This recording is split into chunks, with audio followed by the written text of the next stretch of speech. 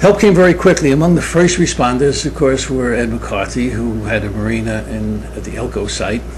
He was out there in his boat and recovered a number of people, saved them, recovered a few bodies. He made a number of trips. He was in a rather small boat, just a 17-foot boat. So he went out and he really filled the boat up and came back and went out again and made a number of trips, and they did save a number of lives. A number of people were able to swim from the dangling car, or if they came up, a couple of people did get out of the cars or underwater. They seemed to have been pushed out of the car in the accident. Were able to swim over to the pilings and hold on to those.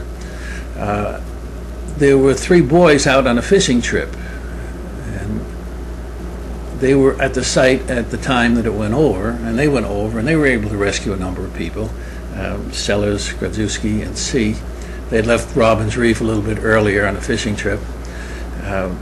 One of the women that they were able to save was taken to the hospital, and also the Sellers boy was taken there because he injured his hand, and for a while he was listed as one of the train survivors until they found out he was actually one of the rescuers. A number of other people did indeed go out to the area right away in their private boats. By that time the Coast Guard was on its way. Coast Guard sent a number of boats. They sent the cutter Tuckahoe and a number of the 40-foot rescue crafts. Got there very, very quickly and assisted in the rescue of people. The rescue, however, was over rather quickly. Within a half hour, anybody who was going to be saved was saved, and perhaps even less time than that. And for the next 10 days or so, the work was really on the recovery of bodies and the recovery of the equipment.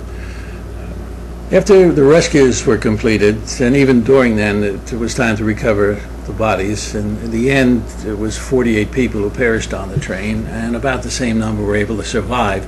The train wasn't really crowded. It could have been carrying 400 people if it was the earlier train, and it was a day that wasn't a holiday. It was Rosh Hashanah, which was a holiday. That also explains why the kids were out fishing, because it was a holiday in the public schools, and it explains why I was still going to school, because I was going to Marist.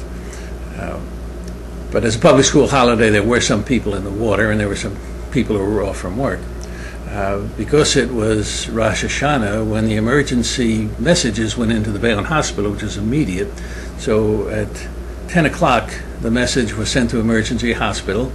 They started Operation Emmy, which was announced over the loudspeakers, meaning there was an emergency situation. They immediately cleared out the cafeteria, put beds in there. All of the nurses were called into duty. All of the doctors, policemen had to go to the temples to get the Jewish doctors to come, and they all did go there. By about 10:35, they got a call from the site that there would be no more survivors sent. So the beds were taken out of the cafeteria, and the cafeteria was back in use for lunch that same day. But they were prepared. People who survived, most were sent to Bayonne Hospital, some went to Medical Center, some went to Elizabeth Hospital. One person died at Bayonne Hospital, and I believe another one died at Elizabeth Hospital. The others were able to survive with some injuries. In the recovery effort, this is where the Hudson County Medical Examiner came into play. There was a report that some of the early bodies might have had some valuables taken, although I don't know that that was really confirmed. I think that was more something they were concerned about. So as bodies were recovered, they were put onto the Coast Guard cutter Tuckahoe and then taken over to the Bayonne Naval Base, where they transferred by Hearst to O'Brien's funeral home, which served as the morgue at that time. They were treated with dignity. If you see any pictures, they were all covered and lined up neatly. There were no piles. Everybody was treated with respect. From that point on, families did have to come to the O'Brien funeral home to identify the bodies. The last body was found on the 21st. That was a fellow by the name of Judge. And that ended the work at recovering the bodies. The final count then was 48 people from the train. Also, there were 2 other people. Anthony Amato, who was a fire captain who was setting up lights for some of the recovery work, died of a heart attack. And Camille Francois, who was a photographer, also died. So there were 50 people who died either on the train or in the process of rescuing the people. The Work continued. Now it was time for recovery of bodies and recovery of people. The medical examiner was on hand all the time. Now the medical examiner was really my connection. That was my father, Dr. Boyle. He was the Hudson County Assistant Medical Examiner, and he was there virtually around the clock for that entire week. And it was his job to confirm the state, how the bodies were found, to see that there was nothing untoward going on, which he did. The bodies were then sent to, say, by Coast Guard vessel to the Navy base and then to the morgue. A couple of things that he was particularly concerned about. A couple of things he was concerned about. He knew that, or he had a report that somebody was carrying a great deal of money. And it was later confirmed the mayor of Shrewsbury, as a favor to one of his clients, was bringing $250,000 in negotiable bonds over to New York to be redeemed. And fortunately, the bonds were indeed found. As a matter of fact, they were found by one of the local boatmen who was traveling around in his boat to offer some help. But of course, by that time, there was no more rescue efforts going on. He was able to find that package floating, and he returned it, and certainly it had all the money that was in there originally was still in there. So I think that the original report of people perhaps having valuables taken really isn't well founded, especially if a portfolio with $250,000 was returned without any problem. There was an investigation started immediately, and nobody really is satisfied even up to this point about the cause of the accident.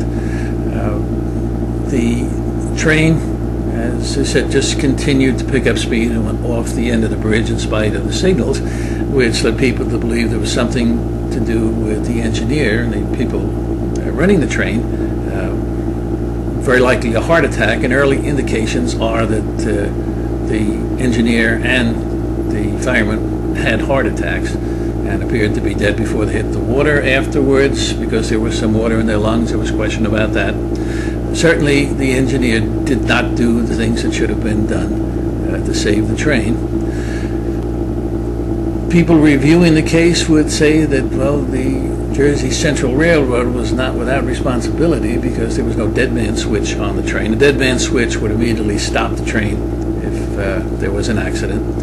The signals seem to be working, so that doesn't seem to be a problem. The safety devices, in effect, did work. For example, as the train continued past the last warning site, it was automatically derailed in hopes to slow it down. But the train was continuing to pick on speed, whether the engineer fell on top of the lever that adjusted the speed, and that's what kept it going. We really don't know, and I don't think we ever will. After that, the dead man switches were put on all of the trains, and safety precautions were taken so that there weren't any accidents after that on that bridge involving a train. Another boat ran into the bridge about 1966, a French freighter, but that certainly wasn't the responsibility of the bridge crew. The bridge keeper never went back on the bridge after that. It certainly wasn't his fault. The opening of the bridge, whether that contributed to it, boats have the right of way. So if a boat comes by, the bridge keeper has to open the bridge. You can't tell him, well, there's a train coming. It's his job to stop the train and open for the boats.